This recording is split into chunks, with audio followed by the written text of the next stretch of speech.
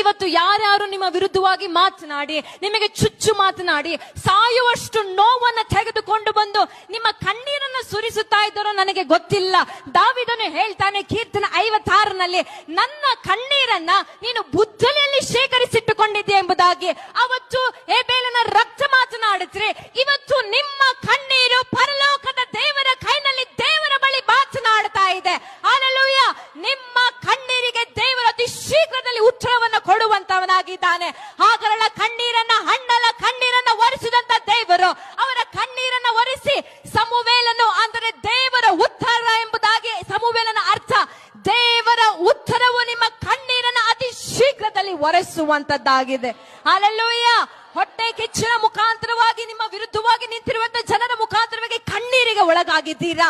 ನೀವು ಹಾಕಿರುವಂತ ಒಂದೊಂದು ಕಣ್ಣಿನ ಹನಿಗಳು, ನಿನ್ನೆ ರಾತ್ರಿ ಹಾಕಿರುವಂತ ಕಣ್ಣಿನ ಹನಿಗಳು, ಹೋದ ತಿಂಗಳು ಹಾಕಿರುವಂತ ಕಣ್ಣಿನ ಹನಿಗಳು, ಹೋದ ವರ್ಷ ಹಾಕಿರುವಂತ ಕಣ್ಣಿನ ನೀರುಗಳು, ಪ್ರತಿಯೊಂದು ಕೂಡ ದೇವರು ತನ್ನ ಕೈಯಲ್ಲಿ ಶೇಖರಿಸಿಟ್ಟುಕೊಂಡಿದ್ದಾನೆ.